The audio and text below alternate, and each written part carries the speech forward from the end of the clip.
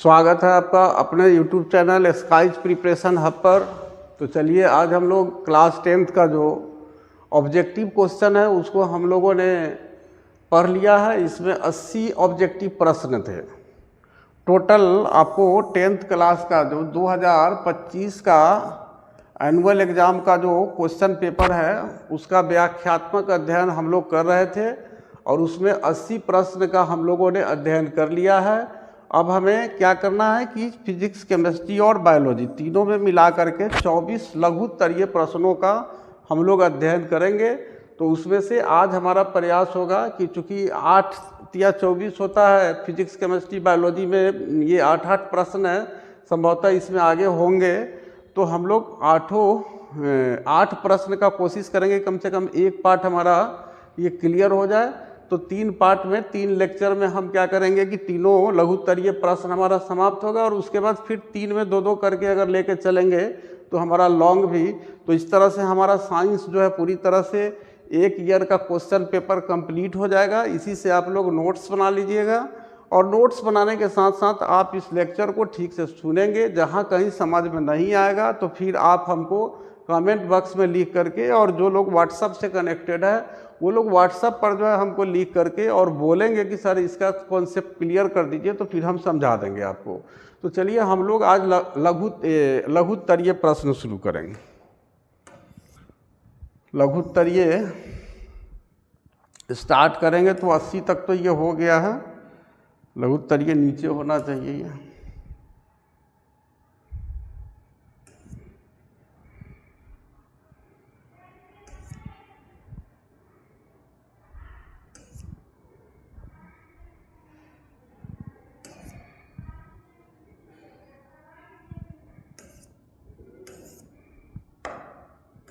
बस ये हो गया आपका। आ गया सेक्शन बी।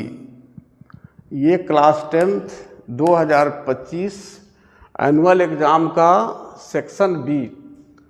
सेक्शन बी में हम लोग क्या पढ़ेंगे इसको आप समझ लीजिए किस तरह के क्वेश्चन रहेंगे। प्रश्न संख्या 1 से 8 तक लघुत्तरीय है।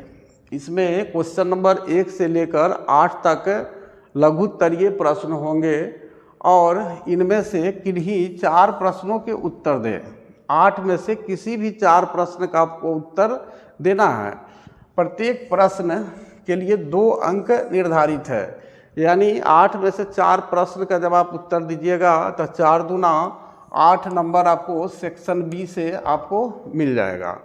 तो इस तरह से हम लोग ये देखिए इंग्लिश में क्वेश्चन नंबर 1 to 8 और short answer type. Answer any 4 questions, किसी 4 क्वेश्चन का आंसर देना है। इच क्वेश्चन क्या कैरीज 2 मार्क्स, प्रत्येक क्वेश्चन के लिए आपको 2 मार्क्स मिलेंगे। फर्स्ट क्वेश्चन पर हम लोग आ जाते हैं कि रेलवे सिग्नल में लाल रंग का प्रयोग क्यों किया जाता है। Why is red colour used in railway signals. ये 2 मार्क्स का हमारा क्वेश्चन है कि रेलवे का जो सिग्नल्स होता है उसमें लाल रंग का प्रयोग क्यों किया जाता है। तो हम जानते हैं कि जितने भी प्रकार के कलर होते हैं उनका कुछ ना कुछ वेवलेंथ होता है, तरंग दैर्घ्य होता है। तो लाल रंग का जो तरंग दैर्घ्य होता है वो सबसे अधिक होता है। लाल रंग का तरंग दैर्घ्य सबसे अधिक होता है, जिसके कारण खराब मौसम, जैसे कोहरा हो गया, मान लीजिए कि लाल के जगह दूसरा कलर का अगर आप लाइट जला दीजिएगा रेलवे सिग्नल के लिए तो कोहरा वगैरह में या ख़राब मौसम में आपको दिखेगा ही नहीं रेलवे के ड्राइवर को, और इसके कारण एक बड़ी दुर्घटना हो सकती है बारिश वगैरह में भी। और ये लाल रंग का चूँकि तरंग दैर्घ्य जब अधिक होता है तो इसके कारण क्या होता है कि ये आपको ये आप ख़राब मौसम में भी बहुत दूर से दिखाई दे देता है। कोहरा वगैरह लगा हुआ अगर रहता है तो उसमें भी दूर से दिखाई दे देता है। तो इसी कारण रेलवे सिग्नल में लाल रंग का प्रयोग किया जाता है। अब प्रश्न उठता है कि इसका आंसर आप कैसे लिखेंगे। तो इसका आंसर लिखने का आप तरीका समझ लीजिए। आंसर लिखने का तरीका भी बड़ा मायने रखता है। आप अपने कॉपी के लघुत्तरीय का जब आंसर दीजिएगा तो ऊपर तो आप सेक्शन बी लिख ही दीजिएगा। ऊपर आप सेक्शन बी आप लिख ही देंगे, क्योंकि सेक्शन बी का आप इधर सोल्व कर रहे हैं और आंसर आप किस क्वेश्चन का दे रहे हैं, तो आंसर 1 नंबर का दे रहे हैं, तो ये आंसर 1 इस तरह से आप कर देंगे और तब आप इसके नीचे जो है आप अपना आंसर लिखेंगे। तो हम लिख सकते हैं कि लाल रंग का तरंग दैर्घ्य सबसे अधिक होने के कारण रेलवे सिग्नल में लाल रंग का प्रयोग क्यों किया जाता है। तो हम लिखेंगे इसका आंसर कि रेलवे सिग्नल में लाल रंग का प्रयोग किया जाता है क्योंकि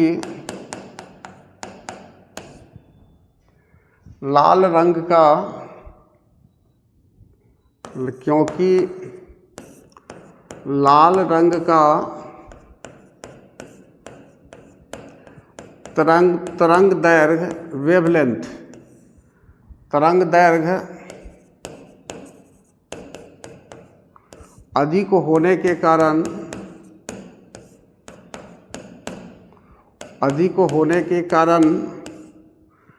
घने कोहरे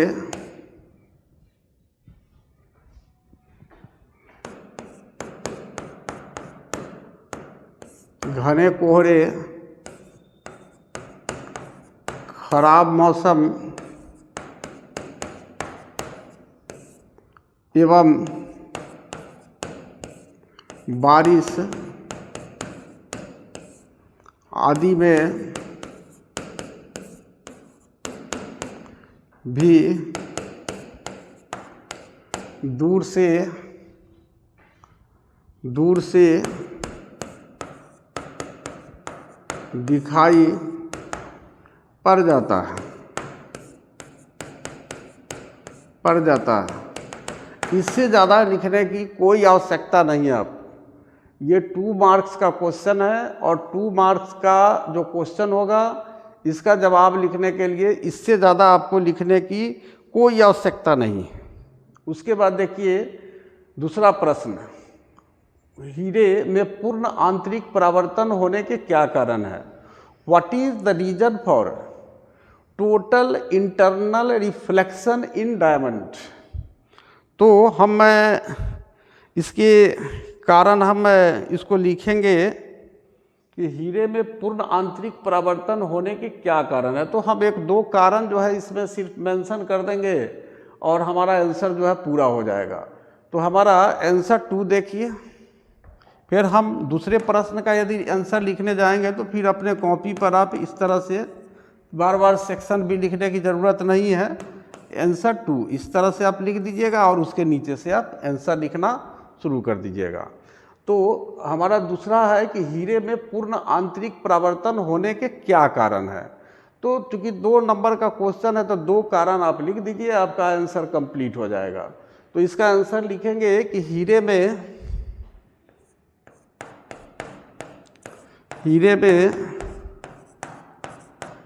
पूर्ण आंतरिक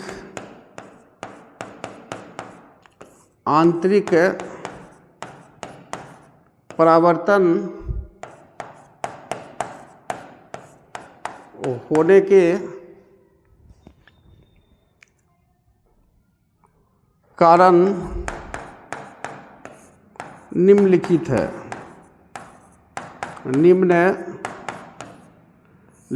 है। इस तरह से डैश दे दीजिएगा, 2 कारण हमें दे देना है। और आप लोग 2 कारण जब दीजिएगा तो कोशिश कीजिएगा कि हम पॉइंट वगैरह दे दें तो ज़्यादा अच्छा रहेगा। तो जैसे फर्स्ट पॉइंट हो गया, तो फर्स्ट पॉइंट में हम लोग क्या लिखेंगे, फर्स्ट पॉइंट में लिखेंगे कि इसका अपवर्तनांक उच्च होता है। इसका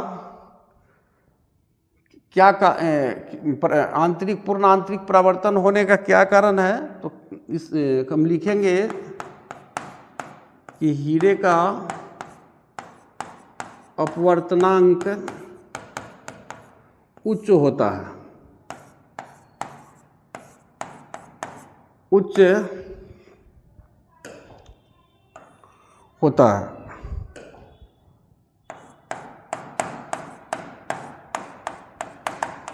यानी हम देखेंगे कि हीरा का जो अपवर्तनांक है, अपवर्तनांक जब आएगा अलग से तो हम लोग अपवर्तनांक को आपको क्लियर कर देंगे। तो अपवर्तनांक यानी रिफ्रैक्टिव इंडेक्स, यानी आप जानते हैं कि लाइट वगैरह जो होता है वह एक मीडियम से दूसरे मीडियम में जाता है।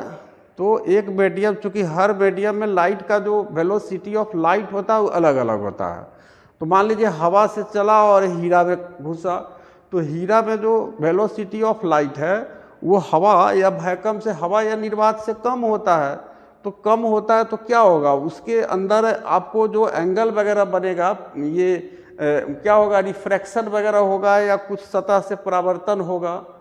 तो ये जो घटना हीरा के अंदर जो घटेगी, तो ये चूँकि डिपेंड करेगा कि ये दोनों के भीतर प्रकाश के वेग का जो अनुपात होता है, जो ratio between the velocity of air और vacuum and the diamond is called the refractive index of diamond. इस तरह से हम कह सकते हैं कि हवा या निर्वात में प्रकाश का वेग और हीरे में प्रकाश के वेग के अनुपात को हम क्या कहेंगे, हीरे का अपवर्तनांक कहेंगे। तो हीरा का जो अपवर्तनांक होता है, रिफ्रैक्टिव इंडेक्स होता है, बहुत हाई होता है, उच्च होता है, क्योंकि ये दुनिया का सबसे आपको कठोर पदार्थ है। और इसी के कारण इसका जो क्या कहेंगे, पूर्ण आंतरिक परावर्तन होता है। इसमें पूरी तरह से इंटरनल ही, हीरे के अंदर ही इसमें आपको रिफ्लेक्शन जैसी घटना घटती है। और उसके बाद चूँकि इसमें ये कई पीस की तरह कटा कटा टाइप का अंदर दिखता है, इसलिए हर कटिंग के साथ क्या होता है, ये अपना माध्यम चेंज कर रहा है, एक कटिंग से दूसरे कटिंग में जा रहा है। और जिसके कारण क्या है, इसमें एक प्रकार का कोण बन रहा है हर बार, जिसको क्रांतिक कोण कहा जाता है। क्रांतिक कोण को भी हम लोग अलग से पढ़ेंगे, आएगा वो क्वेश्चन हमारे सामने। चलिए हीरे का दूसरा कारण देख लीजिए, हीरे का क्रांतिक कोण, हीरे का क्रांतिक कोण कम होता है, बहुत कम होता है। क्या छोटा होता है भी लिख सकते हैं, कोण बहुत कम होता है। अब बहुत कम क्यों होता है क्रांतिक कोण, और क्रांतिक कोण आखिर होता क्या है, इसको हम लोग क्रांतिक कोण और ये जो अपवर्तनांक है उसमें हम लोग इसको डिटेल्स में पढ़ेंगे। तो उसके बाद हमारा ये आंसर 2 का हो गया। इस तरह से हमें लिख देना है, 2 नंबर्स में से किसी भी परिस्थिति में आपके मार्क्स नहीं कटेंगे। उसके बाद देखिए question number 3, question number 3, 3 number question देखिए। फ्यूज के तार के 3 प्रमुख विशेषताएं लिखे। Right 3 important features of fuse wire. आप जानते हैं कि हमारे यहाँ जो विद्युतीय परिपथ होता है, जो इलेक्ट्रिक सर्किट होता है, जिससे हो करके आपको इलेक्ट्रिक करंट, हमारे विभिन्न प्रकार के जो भी एपरेटस यंत्र लगे होते हैं हमारे घरों में, जैसे आपको टीवी हो गया या फिर बल्ब हो गया या फैन हो गया, तो ये सब क्या है, ये आपको इलेक्ट्रिकल डिवाइसेज है। तो बहुत सारे डिवाइसेज जो होते हैं, जो विद्युतीय यंत्र होते हैं, वह हमारे इलेक्ट्रिक सर्किट में आपको इलेक्ट्रिक सर्किट के ही साथ उन यंत्रों को कनेक्ट किया जाता है। तो चूंकि होता क्या है कि जो इलेक्ट्रिक करंट जो सप्लाई होता है, उसमें कभी कभी क्या होता है कि हाई वोल्टेज का करंट आ जाता है। तो हाई वोल्टेज का अगर करंट आ जाएगा और पूरे सर्किट में अगर वो करंट फैल जाएगा, तो आपके इलेक्ट्रिकल जो डिवाइसेज है वो जल जाएंगे। तो जल जाएंगे, तो इसी के लिए ऐसा आपको अरेंजमेंट किया जाता है इलेक्ट्रिक सर्किट में, विद्युत परिपथ में, कि शुरू में ही एक फ्यूज लगा दिया जाता है कि जैसे ही उस वायर से, जिस तार से आपका सर्किट बना हुआ है, घर का बिजली जो परिपथ आपका बना है, इलेक्ट्रिक सर्किट जो बना है, जिस वायर से बना है, उसके पास जो कैपेसिटी है बर्दाश्त करने की, इलेक्ट्रिक करंट को बर्दाश्त करने की, तो उससे कम में ही समझिए कि फ्यूज जल जाएगा पहले, और जैसे ही फ्यूज जलेगा तो फिर सर्किट से इलेक्ट्रिक का कनेक्शन जो है समाप्त हो जाएगा और आपके घर में इलेक्ट्रिक सप्लाई बंद हो जाएगा थोड़ी देर के लिए। और क्या होगा कि आपके जो इलेक्ट्रिकल डिवाइसेज जो आपके इलेक्ट्रिक सर्किट में है वो जलने से बच जाएगा। और इसी के लिए फ्यूज का यूज जो है किया जाता है। तो फ्यूज का जो तार होता है उसके 3 प्रमुख विशेषताओं को लिखना है। तो इसका आंसर लिख देते हैं। आप ये आंसर 3 लिख दीजिए और बिल्कुल वैसे ही लिखिए। फ्यूज के तार की 3 प्रमुख विशेषताएं निम्नलिखित है। इसका आंसर इस तरह से लिखेंगे कि फ्यूज के तार की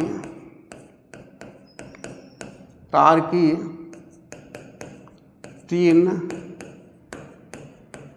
प्रमुख विशेषताएं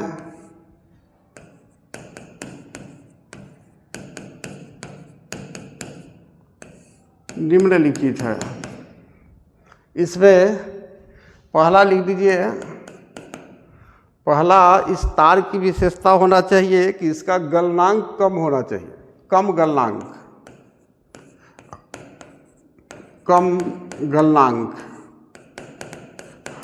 उसके बाद कम गलनांक का मतलब है कि कुछ कम टेम्परेचर पर ही ये तार गल जाए। चूँकि सर्किट में हम क्या करते हैं, पहले ही इसको जोड़ते हैं। उसके बाद उच्च प्रतिरोधकता होना चाहिए। इसमें जो रेसिस्टिविटी होना चाहिए वो बहुत अधिक होना चाहिए, यानी इलेक्ट्रिक करंट के अपोजिशन में ये लगता है। आपको जो फोर्स लगता है एक तरह से हम कह सकते हैं कि ये करंट को रोकने का काम करता है। ये किसी वायर का स्पेशल प्रॉपर्टी होता है, एक विशेष गुण होता है और उसी गुण को हम क्या कहते हैं, प्रतिरोध कहते हैं। तो उच्च प्रतिरोधकता वाला हमारा वायर होना चाहिए, हाई रेसिस्टिविटी वाला।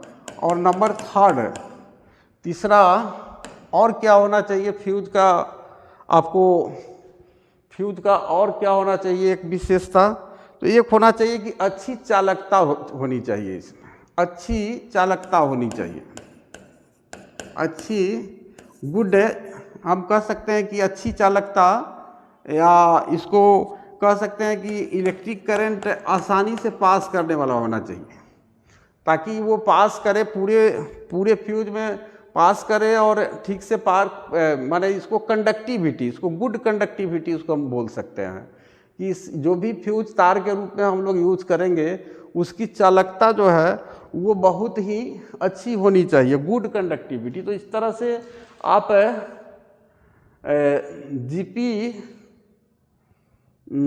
जीपी अगर शॉर्ट में हम लोग इसको अगर बनाए तो इसको बना ले सकते हैं। जैसे कम गलनांक है तो गलनांक को हम जी से लिखते हैं, एक कोड बना ले सकते हैं आप फ्यूज तार के विशेषता को याद करने के लिए। प्रतिरोधकता है पी से, और उसके बाद चालकता क्या है सी से। जीपीसी आप याद कर लीजिए, जीपीसी से क्या हो जाएगा, ये कम गलनांक, पी से क्या हो जाएगा उच्च प्रतिरोधकता, और सी से क्या हो जाएगा अच्छी चालकता। इस तरह से आप कोड वगैरह बना सकते हैं अगर इस तरह का कुछ याद नहीं रहे तो लेकिन ये याद रहना, कॉन्सेप्ट रहेगा याद, तभी आप कोड से भी किसी चीज़ को समझ सकते हैं। उसके बाद देखिए हमारा क्वेश्चन नंबर 4, क्वेश्चन नंबर 4 को अब हम लोग देखेंगे। क्वेश्चन नंबर 4 देखिए, विद्युत धारा के चुंबकीय प्रभाव से संबंधित दक्षिण हस्त अंगूठा के नियम को लिखे। इसमें सिर्फ हमें नियम लिख देना है। Write the right hand thumb rule related to the magnetic effect of electric current.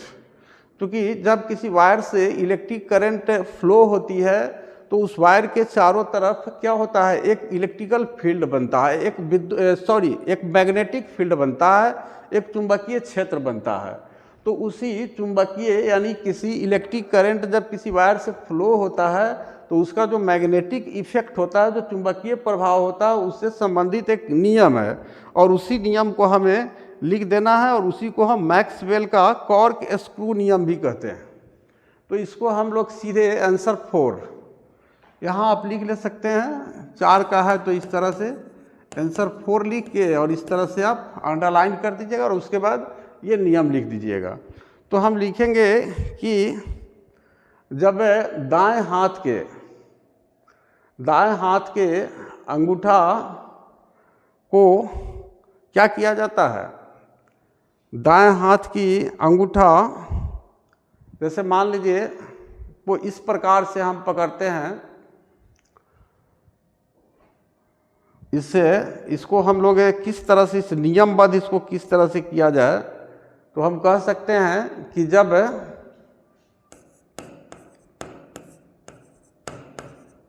दाएं हाथ की उंगलियों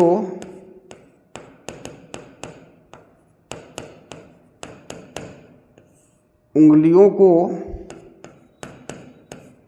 मोड़कर अंगूठा को सीधा रखा जाता है, सीधा रखा जाता है,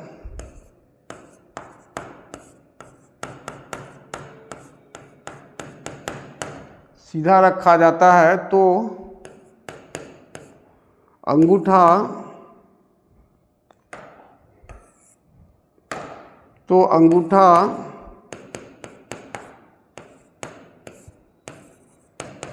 धारा की दिशा और मुड़ी हुई उंगलियां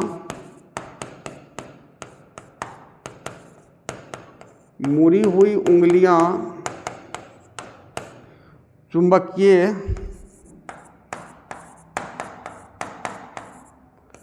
क्षेत्र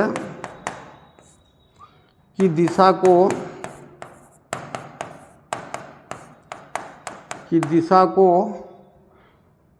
व्यक्त करता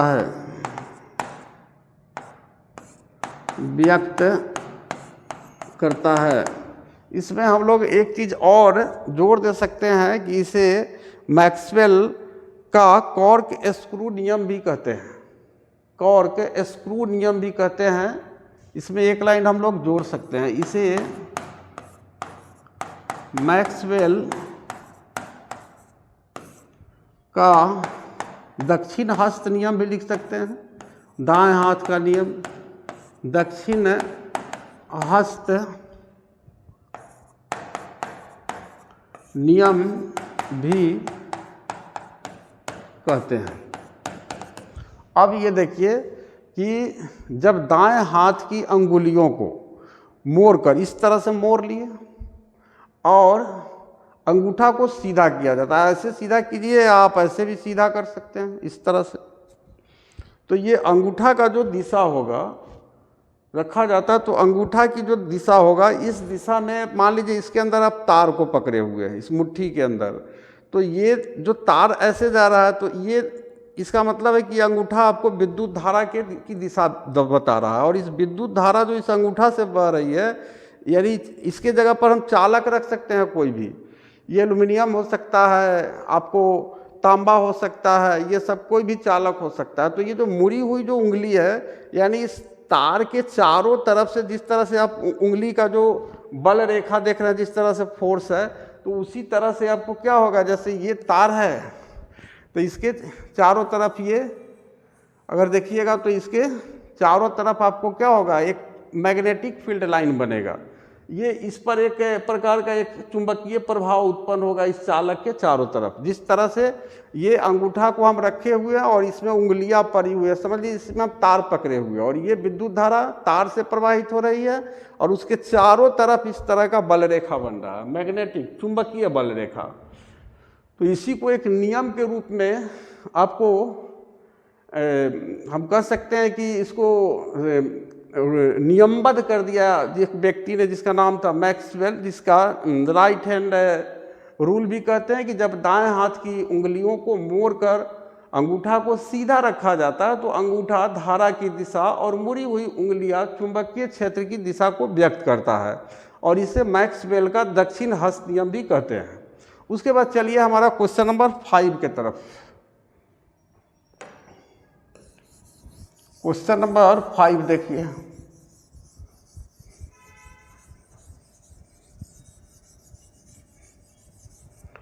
फाइव नंबर देखा जाए, ये हमारा 5 नंबर क्वेश्चन है कि पशु गोबर और जीव अपशिष्ट से बायोगैस प्राप्त करने के क्या लाभ है। आपको अभी जो इलेक्ट्रिफिकेशन हुआ है, जिसमें हम लोग देखते हैं कि किसी न किसी पावर प्लांट से विद्युत का सप्लाई किया जाता है, तो पहले जब राजीव गांधी जी और इंदिरा गांधी जी के समय में आपको पशुओं के गोबर से आपको करंट उत्पन्न किया जाता था, क्योंकि पशु का जो गोबर है वो क्या जीव अपशिष्ट है। जीव अपशिष्ट में पशुओं के गोबर के साथ साथ और भी कई प्रकार के मल मूत्र पशुओं से उत्पन्न होने वाले आ जाएंगे जीव अपशिष्ट में। तो सारे अपशिष्टों को एक बड़ा सा गड्ढा खोद के रख दिया जाता था और उसके बाद उसको ढका जाता था, और ढकने के बाद एक गैस बनती थी जिसको हम बायोगैस कहते थे, और उसी बायोगैस से लोग खाना वगैरह भी घरों में पकाते थे, और साथ साथ जो है घरों में बिजली का भी सप्लाई, बल्ब वगैरह भी जलाने का काम होता था। तो उसी को हम लोग गोबर गैस भी कहते थे बचपन में, कि गोबर गैस, और बचपन में देखने भी जाते थे। लेकिन आज के समय में तो चूँकि आपको इलेक्ट्रिक प्लांट वगैरह सब जगह स्थापित कर दिया गया है, तो ये गोबर गैस का कोई टेंशन है नहीं।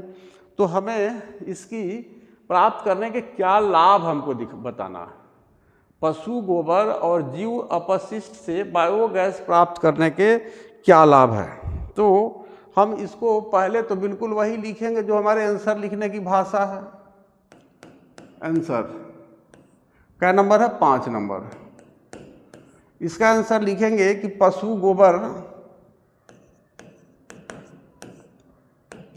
पशु और गोबर के बीच हाइफन है, ये सब अगर दिया रहेगा तो ध्यान दीजिएगा। पशु गोबर और जीव अपशिष्ट पशुओं से प्राप्त होने वाले मल मूत्र को जीव अपशिष्ट कहते हैं। तो पशु गोबर और जीव अपशिष्ट से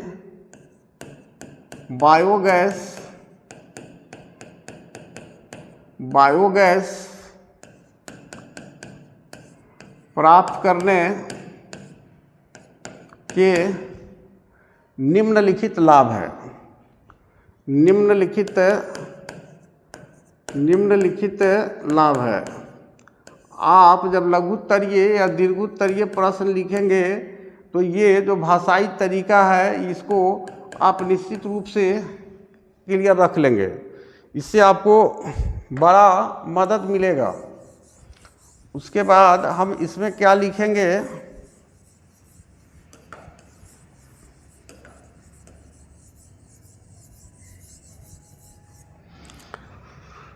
क्या इससे लाभ है। तो पहला लाभ अब इसमें बारी बारी से पॉइंट दे करके लिखना पड़ेगा।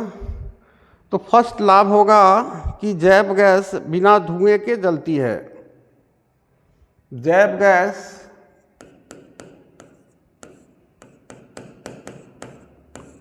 के जलने से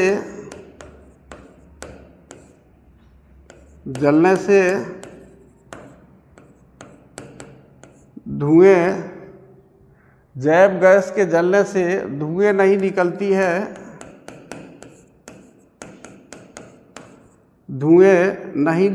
है, जिसके कारण वायु यानी हवा, वायु प्रदूषित होने से बच जाता है। ये एक लाभ हो गया। दूसरा लाभ और क्या लाभ होगा, तो इसका ऊष्मीय मान उच्च होता है। बायोगैस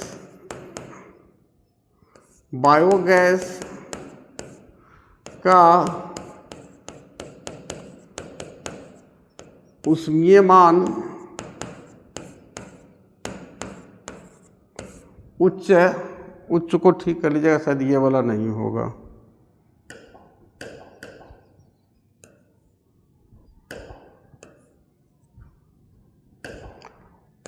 उच्च होता, उष्मीयमान उच्च होने का मतलब है कि इसके कम मात्रा, बायोगैस के कम मात्रा को ही जलाने से हमें पर्याप्त मात्रा में यानी बहुत अधिक मात्रा में ऊष्मा प्राप्त हो जाती है, हीट प्राप्त हो जाता है।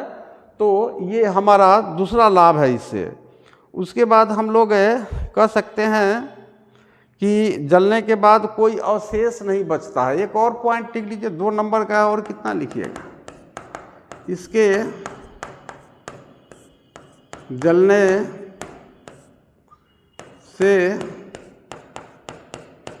कोई अवशेष नहीं बचता, अवशेष नहीं बचता। अवशेष नहीं बचने का अर्थ मीनिंग हो गया कि ये जो गैस होता है यह जब पूरा तरह से जल जाएगा तो फिर अवशेष के रूप में क्या बचेगा। जैसे आप अपने घर पर ही देखिए, आप लकड़ी से भी खाना पकाते हैं तो आपको क्या करना पड़ता है कि आप उसके बाद गैस से भी खाना पकाते हैं। तो गैस क्या है, एक प्रकार का गैस वो गैस ही है, बायोगैस ही है, वो भी तो बायोगैस है। तो आप सिलेंडर में भर के जो गैस से खाना पका रहे हैं और उस पर जो रखा हुआ बर्तन है, और आग वगैरह के जलाने से जो खाना पका रहा है उस पर रखा हुआ जो बर्तन है, तो आप देखिए कि बर्तन के पेंदी में बहुत सारा चीज़ आपको अवशेष उसमें जमा हो जाता है उसके जलने से, वैसे ईंधन के जलने से। और गैस के जलने से थोड़ा कम जो है वहाँ पर, क्योंकि गैस का पूर्ण रूप से दहन हो जाता है। तो इस तरह से हम देखेंगे कि बायोगैस ये जो आपका पशु गोबर है और जीव अपशिष्ट से बायोगैस प्राप्त करने के ये सब लाभ है। पहला, जैव गैस के जलने से धुएं नहीं निकलती है जिसके कारण वायु प्रदूषित होने से बच जाता है। दूसरा, बायोगैस का ऊष्मीयमान उच्च होता है। और तीसरा, इसके जलने से कोई अवशेष नहीं बचता। उसके बाद हमारा क्वेश्चन नंबर 6 है, 8 नंबर तक हम लोग पढ़ेंगे आज। 6 नंबर देखिए, घरेलू विद्युत परिपथों में श्रेणी क्रम संयोजन का उपयोग क्यों नहीं किया जाता है? Why series connection is not used in domestic electrical circuits. यानी हम लोगों के घर में जो इलेक्ट्रिक सर्किट बनाया जाता है, आप घर बनाते हैं तो वायरिंग के लिए आप जिस मिस्त्री को लाते हैं, तो आपके जितने भी आपका ये वो सर्किट बनाते हैं, क्योंकि कहाँ पर आपको कौन सा एपरेटस यूज करना है, कौन सा इलेक्ट्रिकल डिवाइस यूज करना है, तो उसके हिसाब से क्या करते हैं कि वो एक मेन पॉइंट से सभी जगह वायर को खींच करके ले जाते हैं, और इसी को हम कहते हैं इलेक्ट्रिक सर्किट बनाना।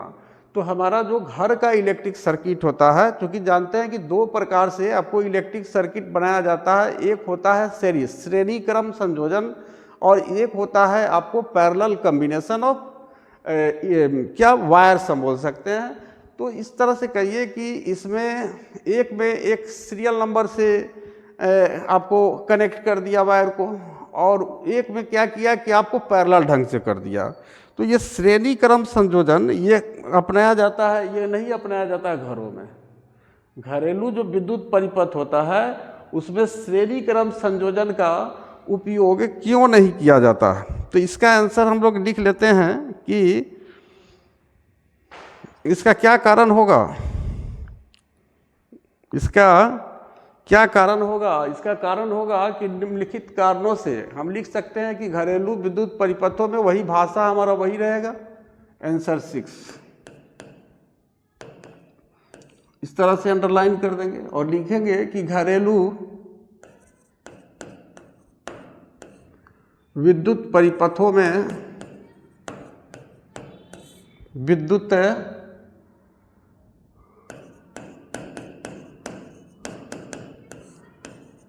परिपथों में विद्युत और परिपथों के बीच में हाइफन है, इस सब पर ध्यान देंगे आप। में श्रेणी क्रम संयोजन का उपयोग श्रेणी क्रम संयोजन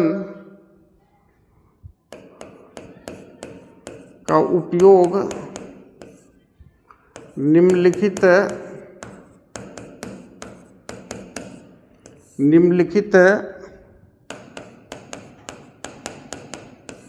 कारणों से नहीं किया जाता है। ये कौन कौन सा कारण है इसका हम लोग देख लेते हैं। तो यहाँ पर हमारा पहला कारण क्या है? इसका पहला कारण है कि एक उपकरण के खराब होने पर पूरा परिपथ ही क्या होता है, पूरे परिपथ पर उसका प्रभाव पड़ता है। या दूसरा हम देख सकते हैं कि इसमें धारा का मान घट जाता है। सिंपल टाइप का हम लोग लिख लेंगे कि धारा का मान घट जाता है। क्या कारण है? धारा का मान घट जाता है।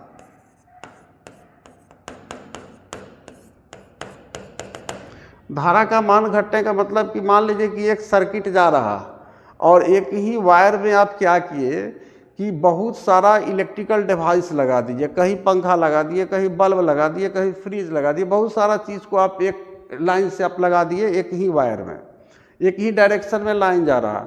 अब क्या होगा कि एक ही करंट पूरे वायर से क्रॉस कर रहा है, तो क्या होगा, जो करंट जितना जा रहा है वो सब में डिस्ट्रीब्यूट हो जाएगा, बट जाएगा, और इसके कारण धारा का जो मान है, करंट का जो मान है वो घट जाएगा।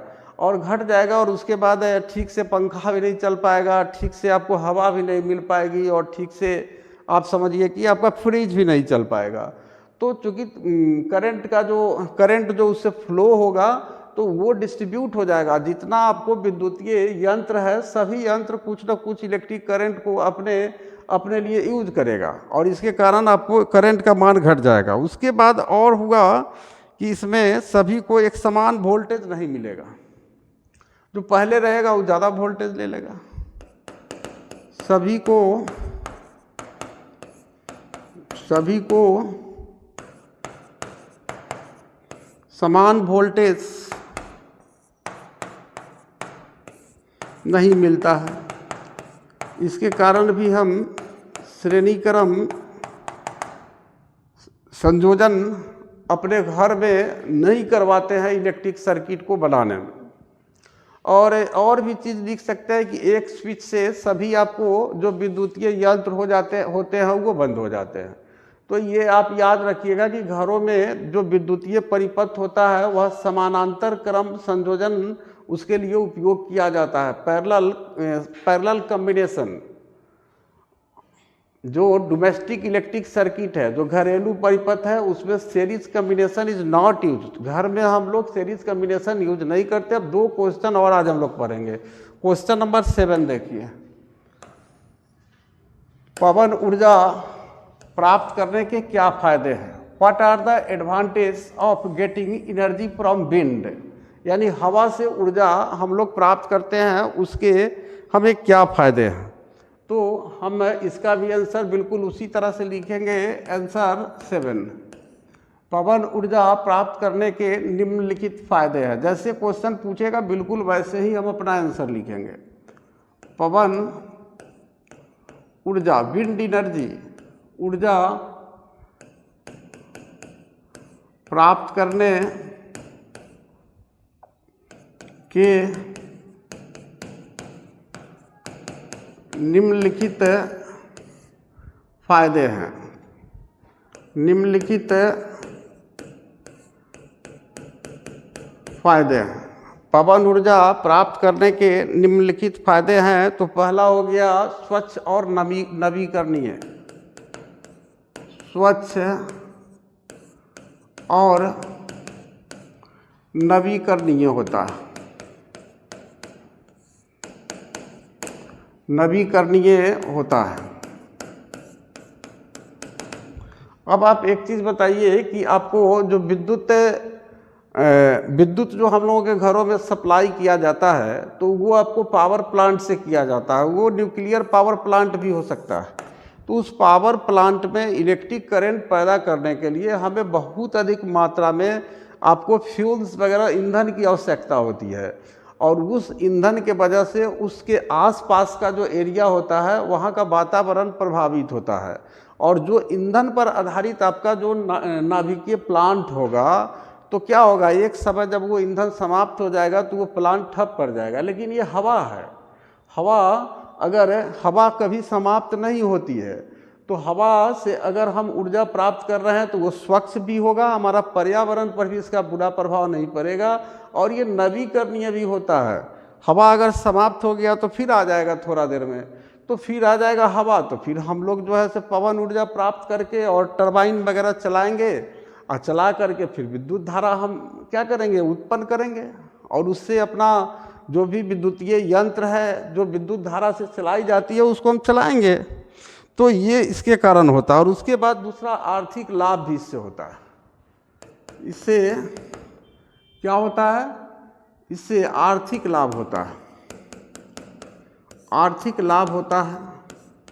आर्थिक लाभ क्या होता है कि यदि आप सोचिए कि सरकार को यदि विद्युत धारा अगर उत्पन्न करना है तो आज देखते हैं पूरे भारत के हर स्टेट में देखिएगा लोकसभा में भी विद्युत के लिए कितना राजनीति वगैरह होती है।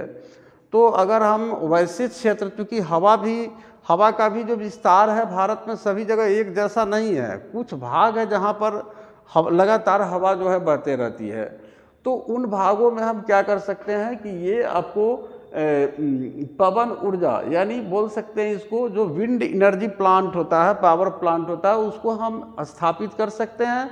और चूंकि ये हवा पर आधारित है तो इसमें हमें बहुत ज़्यादा खर्च नहीं होगा, तो इस वजह से हमें इससे आर्थिक लाभ भी प्राप्त होता है। और इसमें स्थिरता और ऊर्जा स्वतंत्रता भी है। इसमें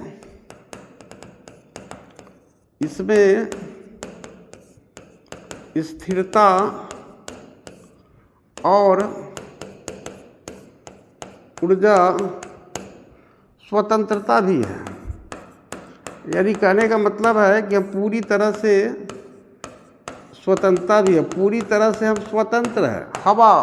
हवा के लिए हमको ऐसा नहीं है कि किसी विदेश वाला हमको कोई चीज़ रोक देगा, हवा को रोक देगा हमारे यहाँ आने से, तो फिर हमको हवा नहीं मिलेगा और हम पवन ऊर्जा का उपयोग करके अपना जो उपयोगी कार्य है उसको नहीं कर सकते हैं। तो ये बिल्कुल स्वतंत्र है, आप बिल्कुल हवा आएगा, उसको कोई रोकने की शक्ति किसी देश के पास नहीं है। तो ये परमानेंट होता है, स्थिर रूप से आप इस प्लांट को चला सकते हैं और बिल्कुल स्वतंत्र रूप से आप चला सकते हैं। यानी आत्मनिर्भर होकर के आप इसको क्या कर सकते हैं कि अपने जीवन में उपयोग कर सकते हैं। तो इस तरह से यदि हम देखें तो क्वेश्चन नंबर 7 के बाद आज का जो लास्ट क्वेश्चन हमारा 10th क्लास का बच गया उसको हम लोग देख लेते हैं, क्योंकि लास्ट जो क्वेश्चन है 8 नंबर, ज्वारीय ऊर्जा कैसे उत्पन्न होती है, ये लास्ट क्वेश्चन है, इसको सोल्व करेंगे। How is tidal energy produced, तो हम कह सकते हैं इसका आंसर लिख लेंगे, आंसर 8, बिल्कुल उसी तरह से हम हेडिंग दे देंगे, आंसर 8, ज्वारीय ऊर्जा कैसे उत्पन्न होती है। सीधा जवाब है कि सूर्य और चंद्रमा के गुरुत्वाकर्षण के कारण, सूर्य और चंद्रमा के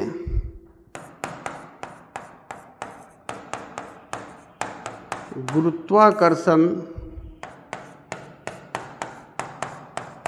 के कारण पृथ्वी का जल या समुद्र का पानी हम कह सकते हैं, कारण समुद्र का पानी सूर्य और चंद्रमा के गुरुत्वाकर्षण के कारण समुद्र के पानी के ऊपर उठने एवं गिरने के कारण, सूर्य और चंद्रमा के गुरुत्वाकर्षण के कारण समुद्र के जल के ऊपर उठने और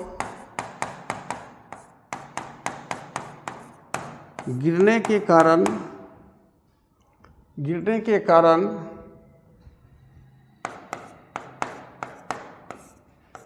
ज्वार भाटा ज्वार भाटा उत्पन्न होता है। ज्वार भाटा उत्पन्न होता है और उसके बाद हम क्या करते हैं कि जब पानी ऊपर उठता है तो उसे हम क्या कहते हैं, उसी समय ये ज्वारीय ऊर्जा के रूप में हम उसे इस्तेमाल करते हैं। यानी कह सकते हैं कि जब जल ऊपर उठता है तो उसे बांध बनाकर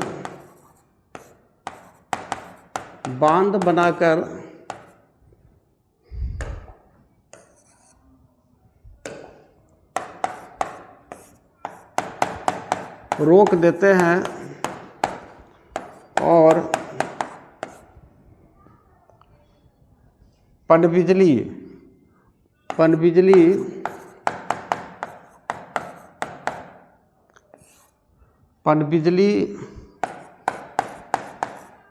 उत्पन्न करने में